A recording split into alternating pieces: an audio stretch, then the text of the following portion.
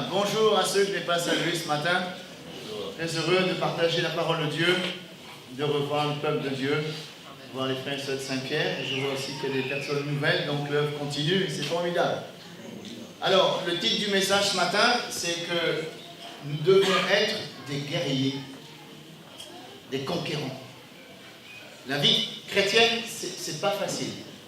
J'espère que personne pense que la vie chrétienne, c'est un long fleuve tranquille. Vous faites erreur, hein? Il y a des luttes, des combats, et la Bible dit que c'est par beaucoup de tribulations qu'il nous faut entrer dans le royaume de Dieu.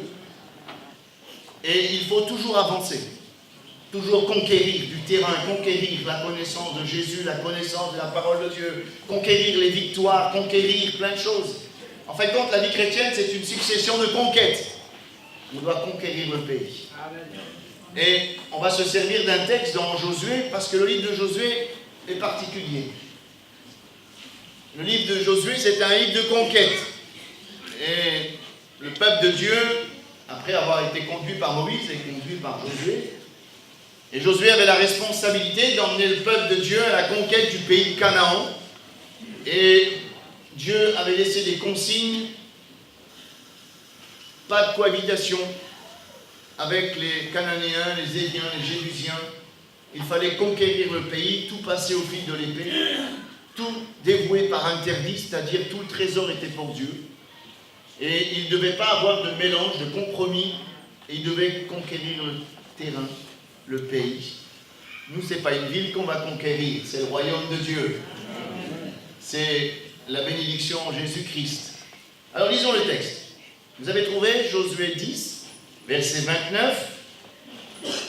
Josué et tout Israël avec lui passa de Makeda à Libna. Et il attaqua Libna. L'Éternel la livra aussi avec son roi entre les mains d'Israël, et la frappa du tranchant de l'épée, elle et tous ceux qui s'y trouvaient. Il n'en laissa échapper aucun, et il traita son roi comme il avait traité le roi de Jéricho. Josué et tout Israël avec lui passa de Libna à Lachis. Il campa devant elle et il l'attaqua. L'Éternel livra Lachis entre les mains d'Israël, qui la prit le second jour, et la frappa du tranchant de l'épée, elle et tous ceux qui s'y trouvaient, comme il avait traité Libna. Alors Horam, roi de Gézer, monta pour secourir Lachis. Josué le battit, lui et son peuple, sans laisser échapper personne. Josué et tout Israël avec lui passa de Lachis à Églon. Ils campèrent devant elle et ils l'attaquèrent. Ils la prirent le même jour, et ils la frappèrent au tranchant de l'épée, elle et tous ceux qui s'y trouvaient. Josué la dévoua par interdit le même jour, comme il avait traité Lachis. Josué et tout Israël avec lui monta d'Églon à Hébron.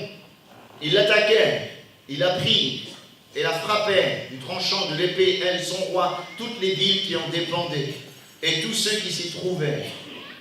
Josué n'en laissa échapper aucun, comme il avait fait à Églon. Il la dévoua par interdit avec tous ceux qui s'y trouvaient. Josué et tout Israël avec lui se dirigeaient sur Débir, et il l'attaqua. Il la prit, elle, son roi, toutes les villes qui en dépendaient.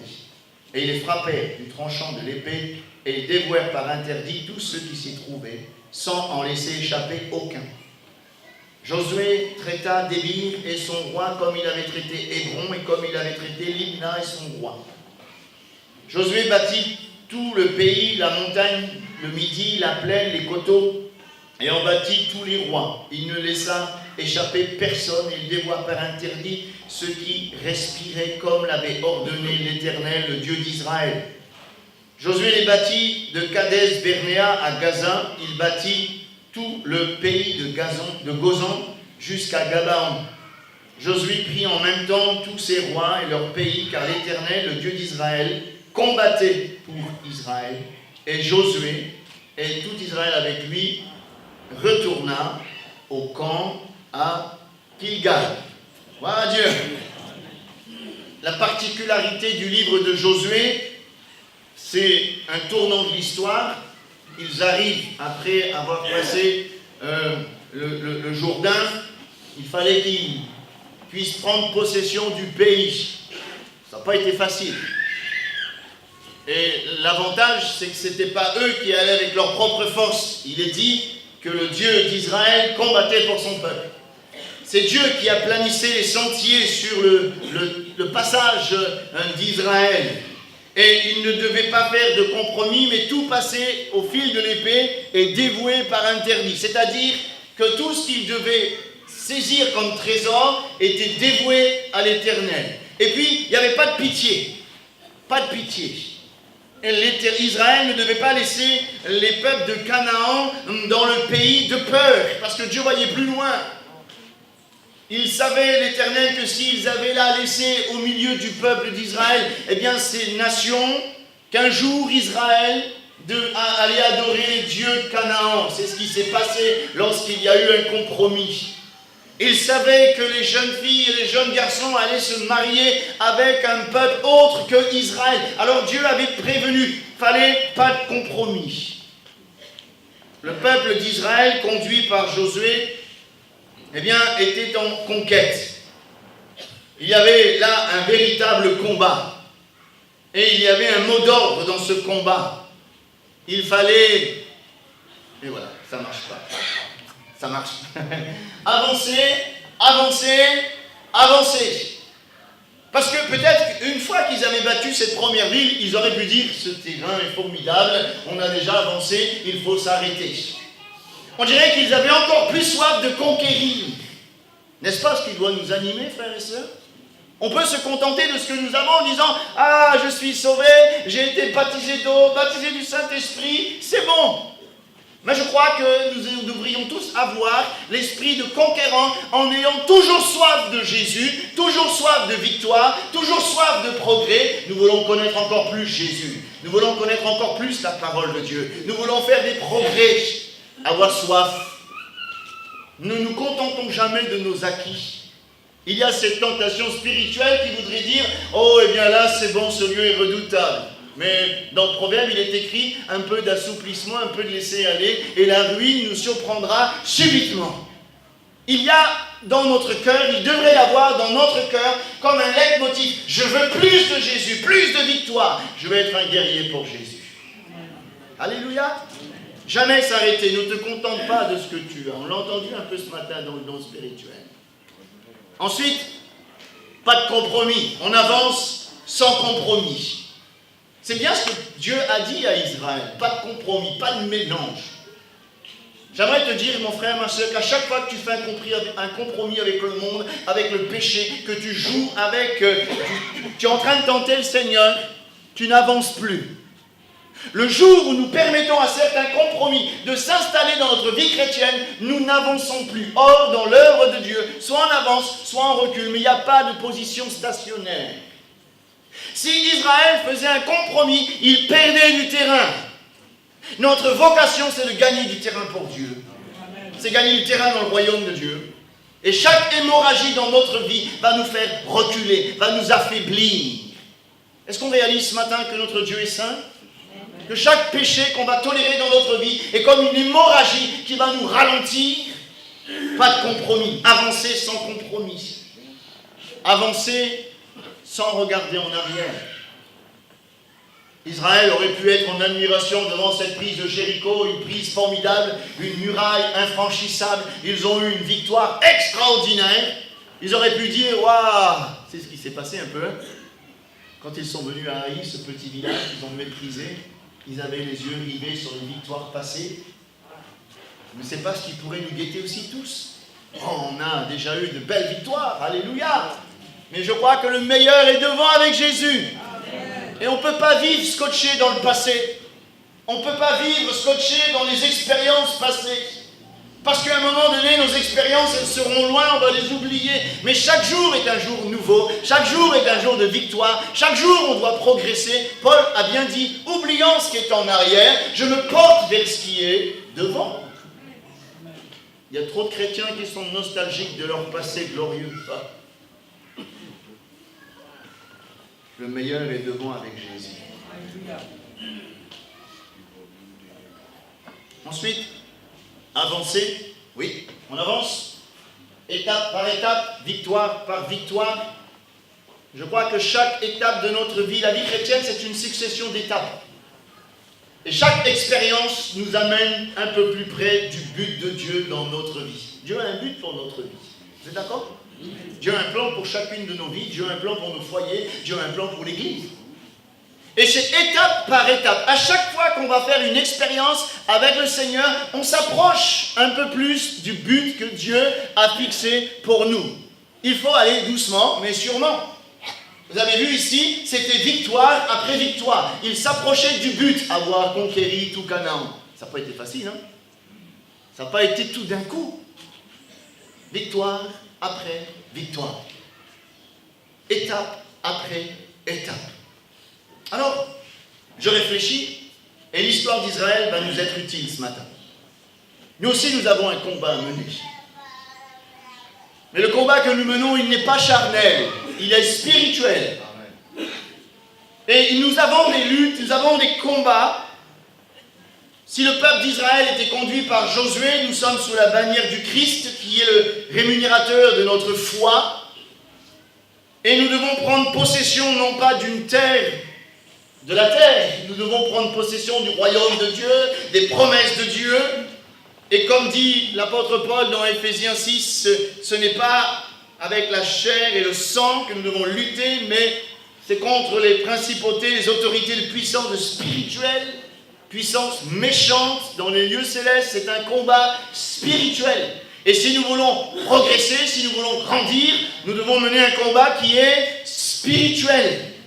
Et notre force, elle ne dépend pas de nous. Il y a tellement de chrétiens qui se fatiguent parce qu'ils veulent avoir des victoires, mais ils essaient de forger leur victoire avec leur force à eux. Mais notre force, frères et sœurs, n'est que faiblesse.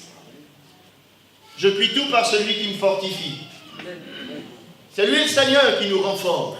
C'est lui qui va nous équiper. Et c'est ce que dit Paul dans Éphésiens 6, toujours, fortifiez-vous dans le Seigneur. Fortifiez-vous dans le Seigneur. Notre force, elle est en Christ. Ne nous appuyons jamais sur notre connaissance, sur nos expériences, sur nos anciennetés. Non! Appuyons-nous sur le Seigneur. Et c'est lui qui va nous conduire de victoire en victoire.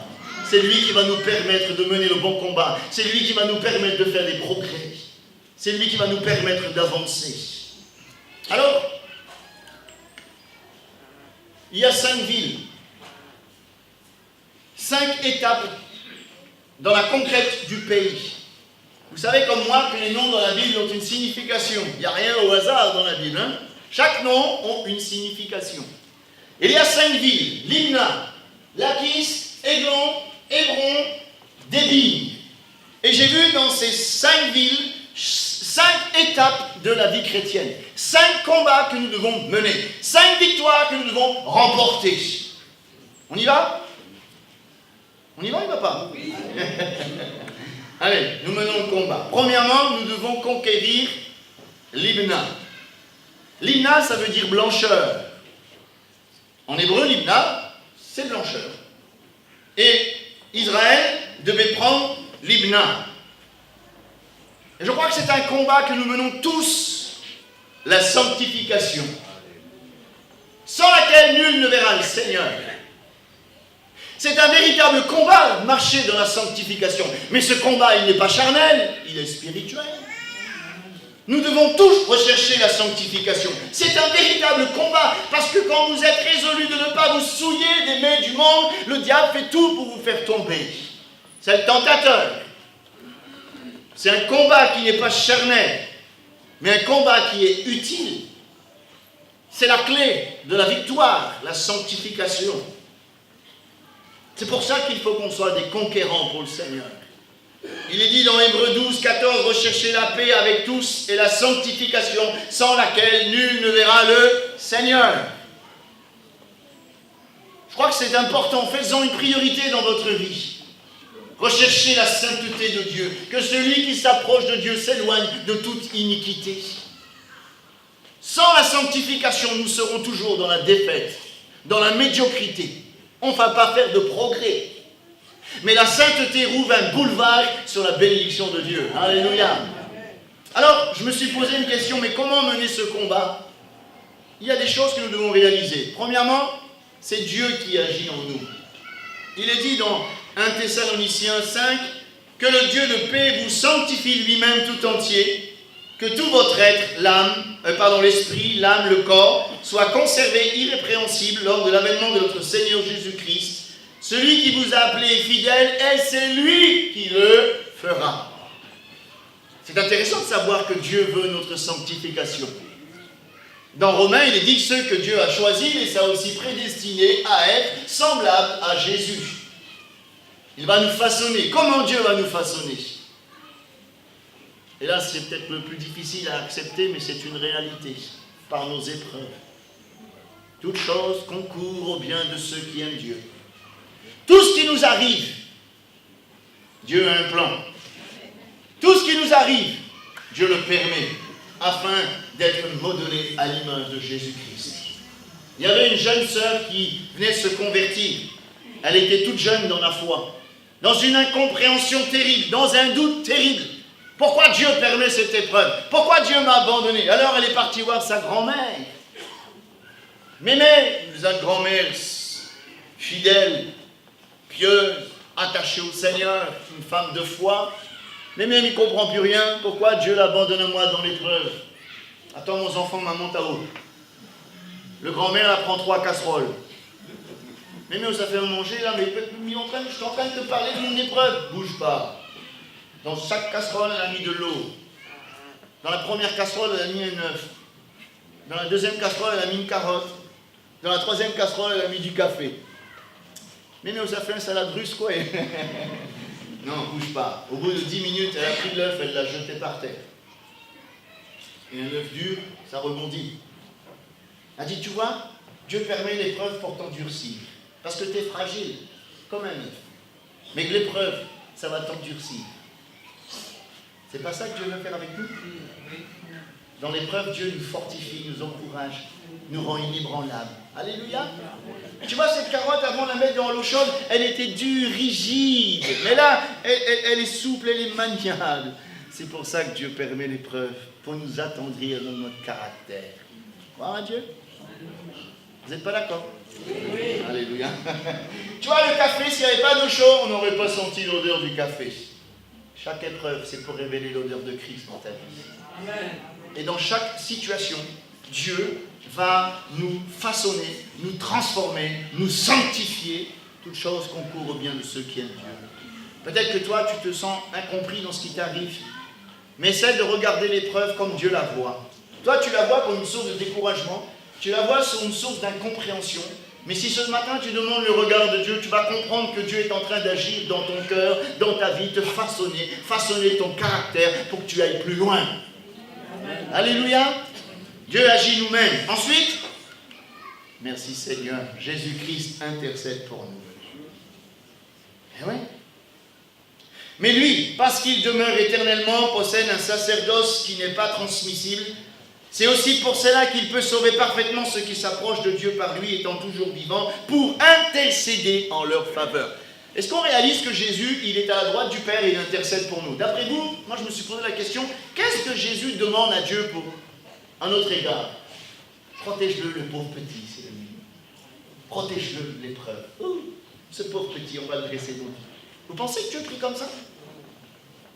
Je crois que Jésus prie en disant sanctifie-le encore. La prière de Jésus à notre égard, c'est sanctifie-le encore. Parce que Dieu veut que nous soyons un peuple qui marche dans la sainteté. La sainteté convient à la maison de Dieu. Il n'y a pas de victoire sans sainteté. Vous avez vu l'histoire, là je reprends le livre de Josué, quand le peuple d'Israël qui s'était sanctifié a rencontré Jéricho, tout est tombé comme un château de cartes. Et un petit village, ils ont pris une défaite cuisante juste parce qu'un homme appelé Akan, et il a vu, il a convoité, il a pris.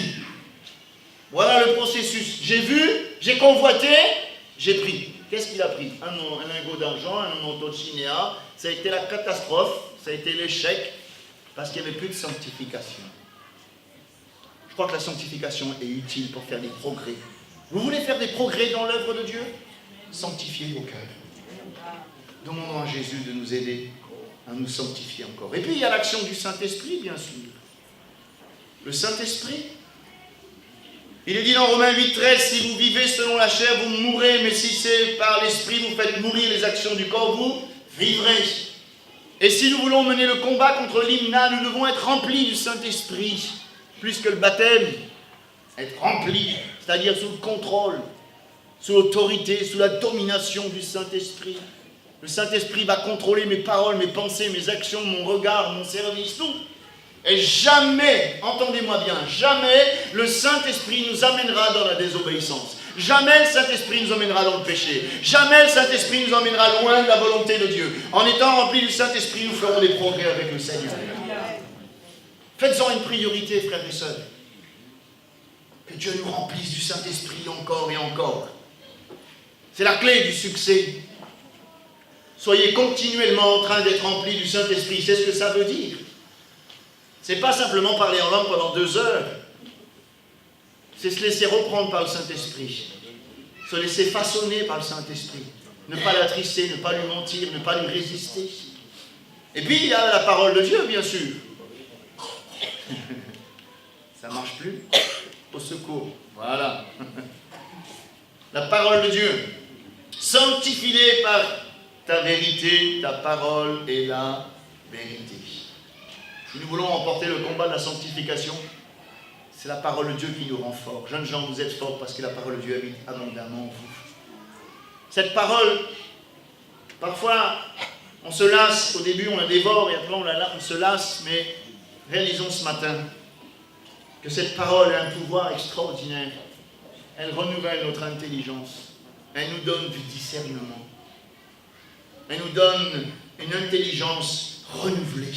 Et d'un seul coup, on va comprendre quelle est la volonté de Dieu. D'un seul coup, on va comprendre que la volonté de Dieu, c'est de marcher dans la sanctification.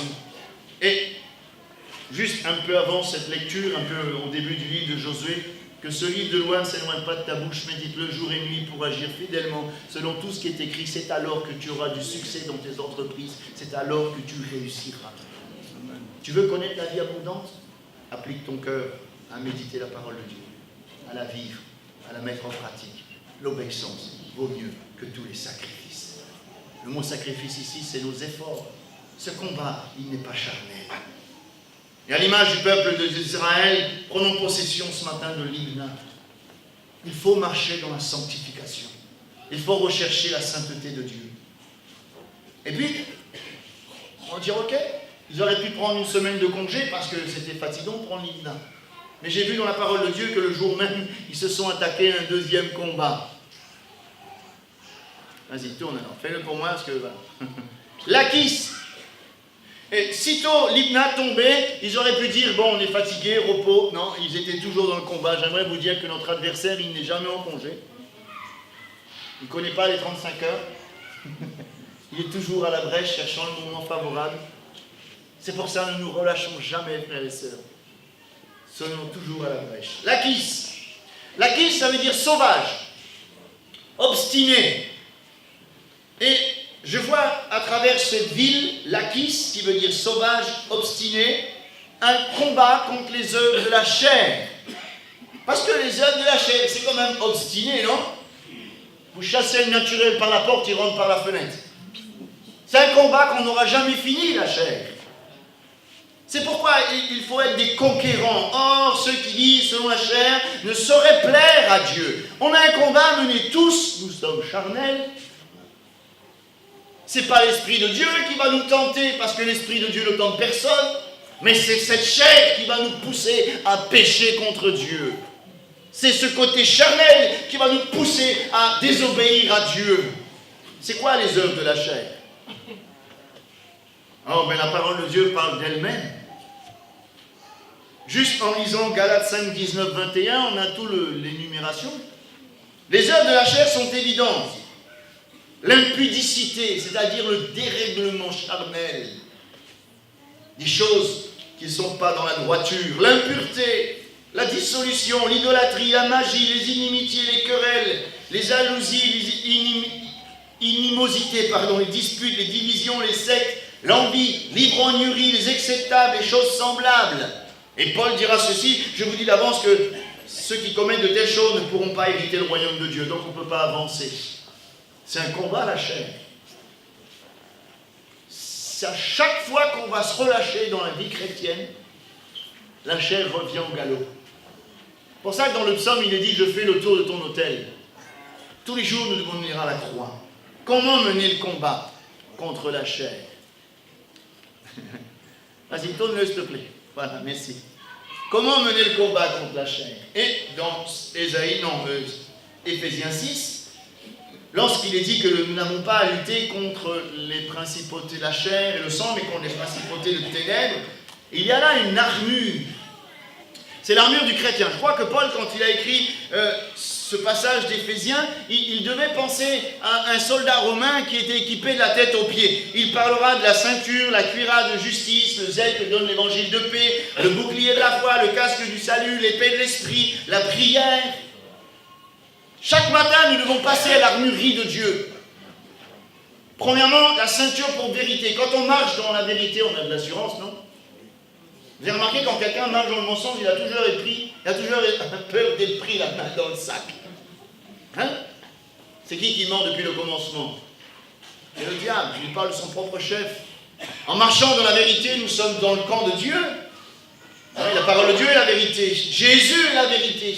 La cuirasse de justice, ça protégeait l'avant du soldat. Mais c'est drôle, ça ne protège jamais le dos.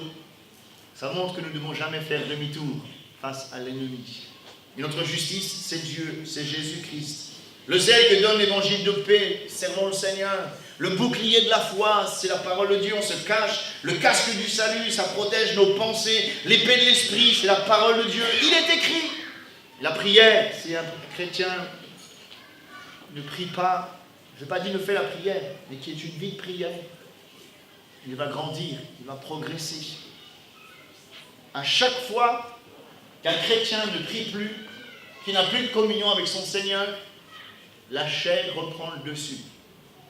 C'est pour ça qu'il y a des frères et sœurs, je ne fais pas un jugement, je parle librement, on les voit faire des progrès extraordinaires, et puis d'un seul coup, on retrouve l'ancien caractère, plutôt désagréable. Comment se fait-il? Ils ont commencé par l'esprit, ils ont fini par la chair. Ça veut dire qu'il y a une faille, ça veut dire qu'ils se sont relâchés, ça veut dire qu'ils ne sont plus à la brèche, ça veut dire qu'ils ne sont plus en communion, il n'y a plus de vie de prière, il n'y a plus de sérieux. Alors la chair reprend le dessus, et d'un seul coup, on devient rebelle, d'un seul coup, on devient un peu plus, le vieux bonhomme. Le vieux bonhomme. Pas facile à faire mourir ce vieux bonhomme, hein? Rassurez-vous, ça sera dans le ciel qu'on n'en parlera plus de ce vieux bonhomme. C'est un véritable combat, hein? Et oui, l'acquis, c'est un combat. Et je pense que nous devons être sérieux, c'est un combat qui n'est pas charnel, il est spirituel. Marchons par l'esprit. Faisons mourir les œuvres de la chair. Mais une fois que... Voilà.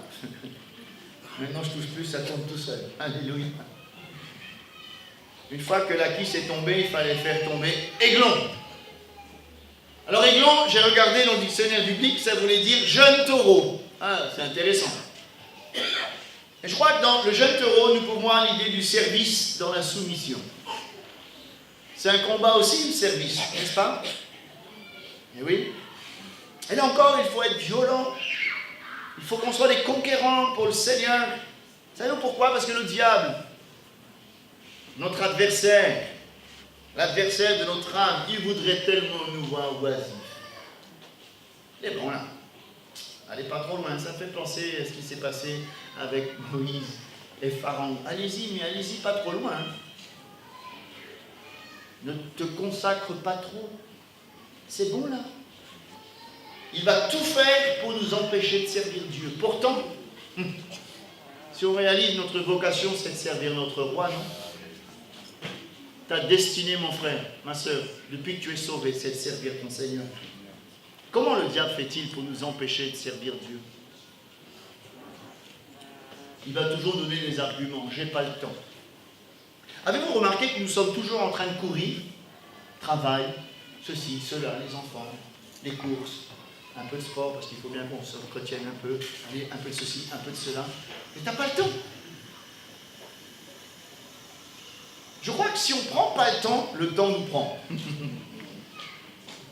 On doit avoir un temps pour Dieu. Demandez à Dieu, vous qui peut-être dites, mais moi je ne peux pas servir Dieu, je n'ai pas le temps, je travaille tout le temps.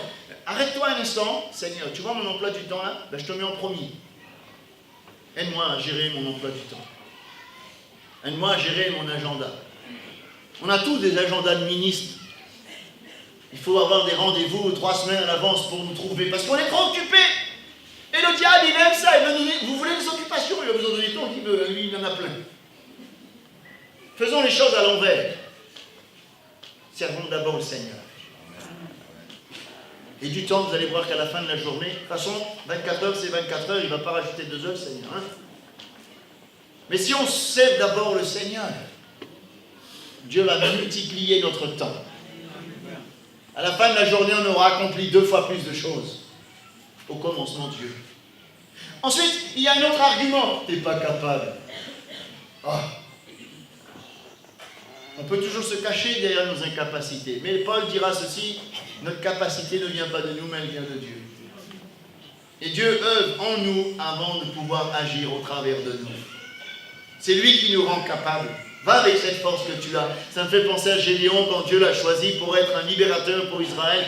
Je ne peux pas, je suis le plus petit de la tribu de Manassé. Eh va avec cette force que tu as. Allez, va. Parfois on dit j'ai honte, je suis timide.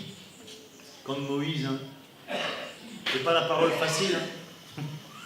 On a toujours des arguments pour essayer de se justifier de ne pas servir Dieu. Mais mon frère, ma soeur, tu es destiné à servir ton Seigneur. Le but de ta vie chrétienne, c'est quoi? Moi, je me suis toujours demandé, pourquoi, Seigneur, quand tu m'as sauvé, tu ne m'as pas emmené au ciel tout de suite? Ça aurait été plus facile, non? Déjà, on n'aurait plus de combat. Et en lisant la parole de Dieu, Dieu m'a fait comprendre que si on est là, c'est pour le servir. Notre vie, c'est une vie destinée à le servir. Alors maintenant, pourquoi nous devrions servir le Seigneur? Parce que si on ne sert pas Dieu, on sert qui alors? Soit nous-mêmes, soit le monde. Si on n'est pas au service de Dieu, on sera forcément au service de quelqu'un d'autre. Et je pense que notre vocation, c'est de servir Dieu. Servir l'Éternel avec joie. Christ nous a rachetés. Je ne sais pas si on réalise. On a été rachetés, notre vaine manière de vivre au prix du sang de Christ, de sorte que maintenant nous n'appartenons plus à nous-mêmes. Nous étions esclaves du péché, de l'erreur, de l'immoralité. Christ nous a rachetés, maintenant nous sommes à lui. Ben alors, c'est lui notre maître. C'est pas un tyran notre maître. C'est un Dieu rempli d'amour. Et on a une relation basée sur l'amour. Et nous sommes destinés à le servir parce que Jésus compte sur nous. C'est pas facile de mettre Aiglon par terre. Hein? Parce que notre nouvelle vocation... Vous savez, il est dit dans la parole de Dieu que nous avons été élus. Oh, c'est beau ça. Normalement, quand quelqu'un est élu, peu importe son mandat, mais quand on parle d'élection, il y a un mandat. Je ne connais personne qui est élu à rien faire. Normalement. Après, bon, chacun peut faire ce qu'il pense qu'il veut, mais quelqu'un qui est élu, il a un mandat, une vocation. Il doit faire quelque chose. Il est élu pour. Oui, non. Non? Non, c'est comme ça, hein? Pourquoi on a été élu? Pour servir Dieu. Tu vas trouver ton épanouissement que lorsque tu vas servir Dieu. Tu vas t'épanouir dans ta vie chrétienne quand tu vas te mettre au service de Dieu. Commencez par les petites choses. Vous savez, avec mon épouse, quand on a commencé, on nettoyait la salle, on passait le balai. Mais alors, on chantait les cantiques, on rentrait à la maison, il n'y a personne qui pouvait nous arrêter parce qu'on était contents. Commençons à servir Dieu dans les petites tâches. Dieu nous éprouve, nous teste. Et ensuite seulement, il va nous confier de plus grandes. Il va nous former, il va nous établir. Comme une flèche qui met dans son carquois et autant qu'on a, bouf, il nous envoie. Mais servir Dieu, c'est aussi un signe d'épanouissement dans la vie chrétienne. Tu ne peux pas être spectateur. Il y a une dame, la femme de David, la fille de Saül, elle était à la fenêtre. Vous connaissez cette femme? Michal. Tout le peuple d'Israël se réjouissait avec David parce que l'arche de l'alliance rentrait à Jérusalem. David dansait de joie et puis elle était à la fenêtre. Elle a méprisé son mari. Ah, si elle avait été avec son mari en train de se réjouir et de servir Dieu, elle n'aurait peut-être pas méprisé. Voyez? Quand on est dans le feu de l'action, on est content de servir le Seigneur. C'est un combat de servir Dieu. Hein? Parce qu'à chaque fois que tu vas te lever, on dirait qu'il va y avoir des barrages, il va y avoir de l'opposition, il va y avoir ceci. Mais on ne regarde pas ça. Lève-toi, marche, c'est le Seigneur. On va plus loin? on fait comme Israël, ils ne se sont pas arrêtés, vous avez vu, le même jour. Allez, c'est parti, tout seul. C'est le miracle de Dieu, non? Hébron. Hébron, ça veut dire union. Union. C'est un combat aussi de conserver l'unité, non? Et ce combat, il n'est pas charnel. Vous efforçant de conserver l'unité de l'esprit par le lien de la paix. Humainement parlant, c'est quasiment impossible de rester unis. Pourquoi? Parce que nous sommes différents. Nous avons des histoires différentes, des caractères différents, des appels différents. Mais il y a tellement de choses qui pourraient nous priver de cette unité, au point où nous en sommes, marchons d'un même pas. Il y a tellement de choses, comme des poisons qui nous empêcheraient de mettre Hébron par terre. Pour rester dans l'unité, Dieu veut un peuple uni. Parce qu'un peuple uni est toujours un peuple plus fort. Et alors, j'ai noté quelques points ici, je ne vais pas m'éterniser, mais c'est l'orgueil qui nous empêche d'être unis. Parce que l'orgueil nous fait regarder les autres comme étant plus petits que nous. Or, l'humilité nous fait regarder les autres comme étant plus grands que nous. L'orgueil, on commence à se comparer les uns les autres. Mais moi, je dis que l'unité, ce n'est pas l'uniformité. L'unité, c'est accepter nos différences. C'est une bénédiction d'être différent. Non? Vous êtes d'accord avec moi? Vous imaginez si on était tous pareils? Il y aurait un problème. Dans un corps, il y a des membres. Et chaque membre a une fonction bien définie, mais mon pied, il est bien où il est. Heureusement, je ne me verrai pas avec un pied sur le bout. On est différents, mais on est unis. On est différents et nous devons combattre pour l'unité. Le manque d'amour, l'intérêt personnel, les calomnies, la médisance. Il y a une différence entre les deux. Hein? Calomnie, c'est divulguer des choses qu'il ne fallait pas dire, et puis médisance, c'est dire des choses fausses. Et ouais. Ça brise la communion fraternelle.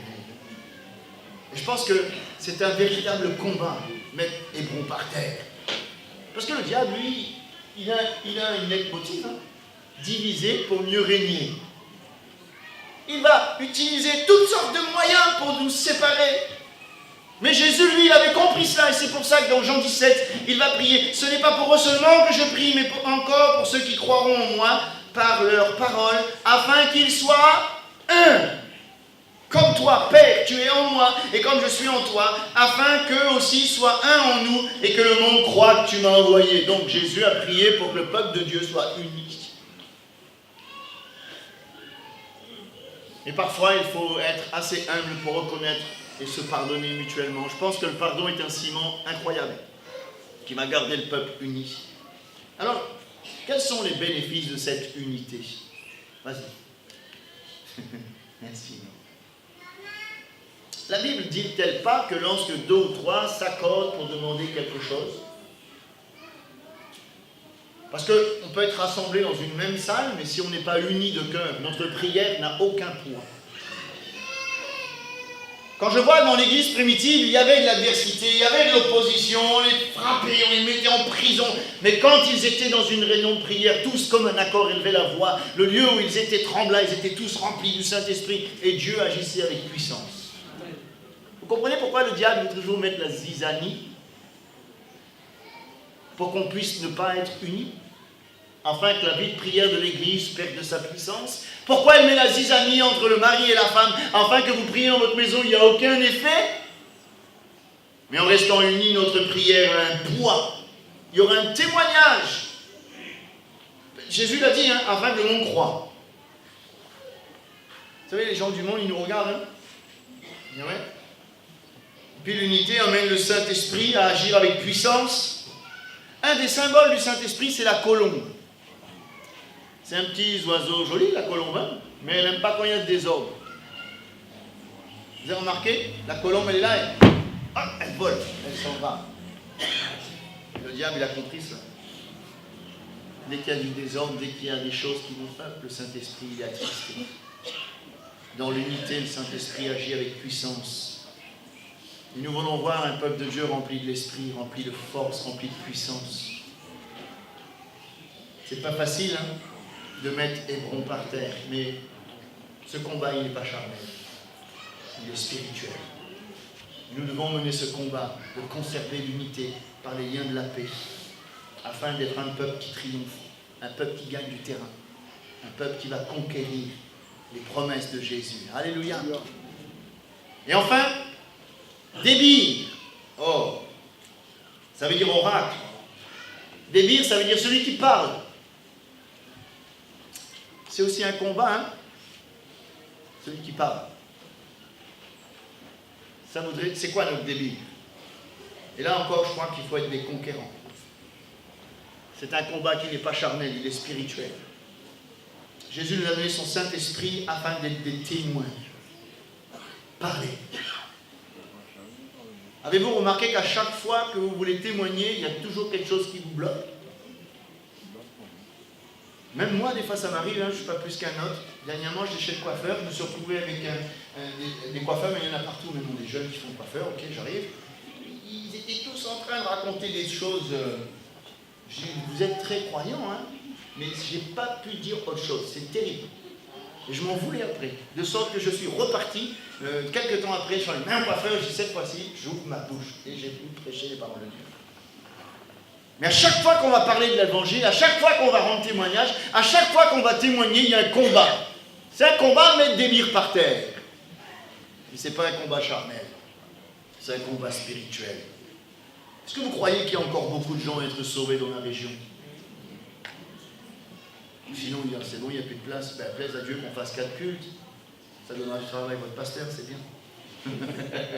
Et vous aurez 4-5 pasteurs en plus. Gloire à Dieu. C'est la croissance de l'Église. Mais, comme dit l'apôtre Paul, s'il n'y a personne qui prêche, comment croiront-ils? Ça fait combien de temps que tu n'as pas parlé de Jésus? Est-ce que parfois Dieu ne te donne pas des situations, tu te retrouves dans une salle d'attente et tu as des gens, ah là là, c'est pas facile, et qu'est-ce que tu fais? Tu es là, toi, pour parler de Jésus? Dans ton travail, le collègue qui arrive tous les lundis matins, oh là là, c'est terrible. Et si Dieu t'a mis à côté de lui, c'est pour que tu puisses lui parler de Jésus. Il faut mettre des pires par terre. Qu'est-ce qui pourrait nous empêcher de parler de Jésus? La honte. Mais dis-toi bien que si tu as honte de Jésus, un jour il a honte de toi. Et oui. La peur des autres.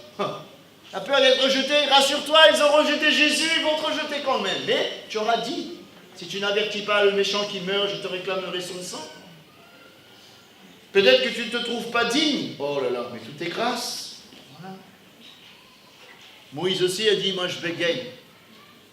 Mais je vous donne un conseil, simplement. Comment nous devons parler de Jésus? Déjà, il faut qu'on aille au-devant des perdus.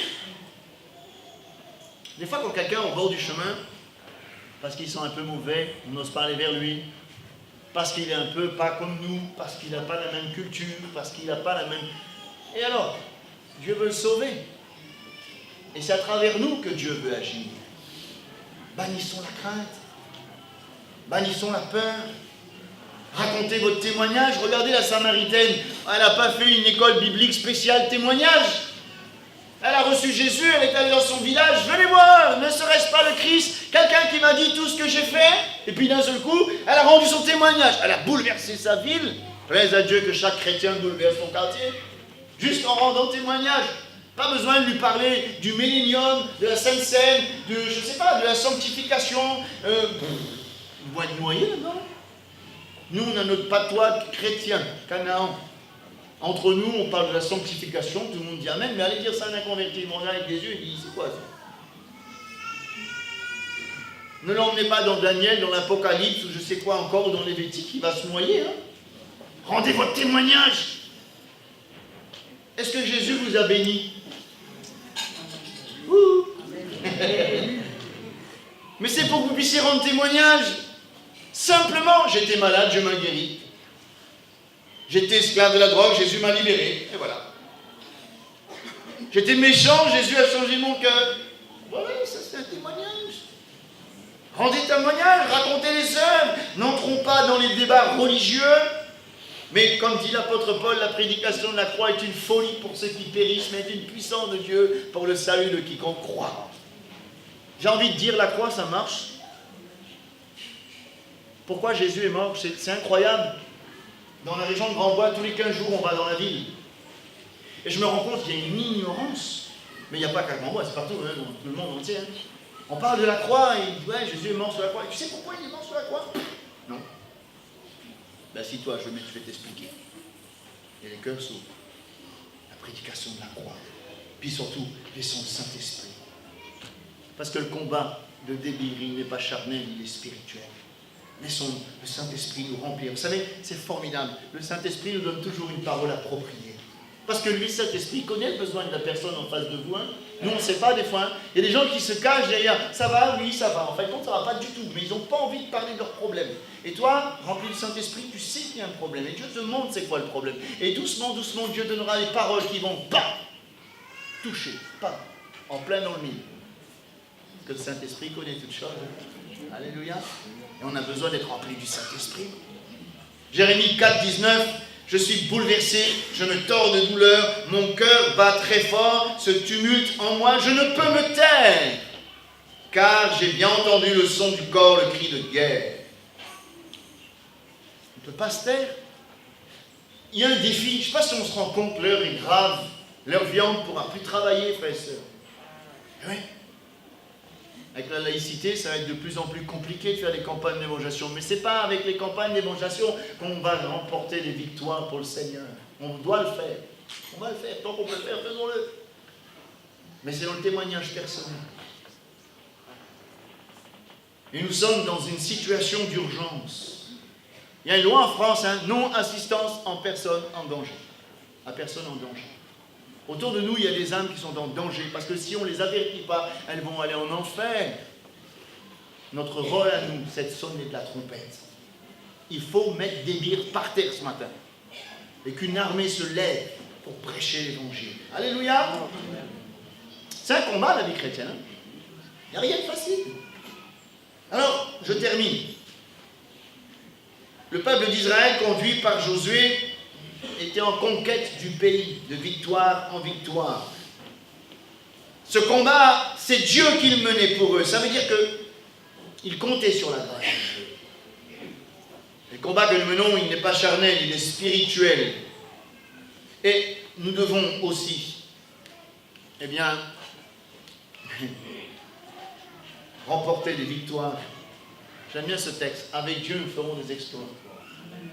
Il faut que ce matin, on mette l'hymne par terre. L'hymne, c'est la marche dans la sanctification. Que Dieu nous aide. On doit mettre l'acquis par terre. On doit faire mourir les œuvres de la chair. On doit mettre aiglon par terre. Servir au Seigneur, qu'un peuple se lève. Du temps de Néhémie, ils ont dit, levons-nous et bâtissons. Alléluia. Mettons Hébron par terre, afin que nous soyons un peuple uni par les liens de la paix. Le Saint-Esprit va agir avec puissance. Voilà Dieu. Mettons Débir par terre et parlons au nom de Jésus, nous ne nous taisons point.